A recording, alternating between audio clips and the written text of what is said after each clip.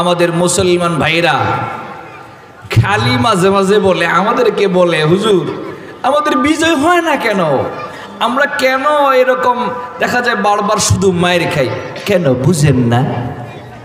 এই যে মাহফিল হইতেছে, আপনি মাহফিল বাদ দিয়ে টিভির সামনে মায়ের খাইবেন না তো কি আদর পাইবেন? ফজরের নামাজে মসজিদে নামাজ হয়, দেখা যায় 1 কাতার 2 কাতার বড় 3 কাতার মুসল্লি, তো আপনি মায়ের খাইবেন না তো আদর পাইবেন? আপনি যদি আদর পাইতে চান, আপনি যদি বাদশাহী করতে চান, কুফুরি শক্তির মায়ের না খেতে চান, তাহলে আপনাদেরকে ঐক্যবদ্ধ হতে হবে। কোথায় ঐক্যবদ্ধ হতে হবে? ইসলামের ছায়াতলে, ঠিক কিনা? আপনারা ঐক্য তালাশ করেন কোন জায়গায়? ইসলাম বাদ দিয়া। যখন ইসলামের কোনো কঠিন বিধান সামনে চলে আসে, হুজুর এটা বাদ দিলে চলে না,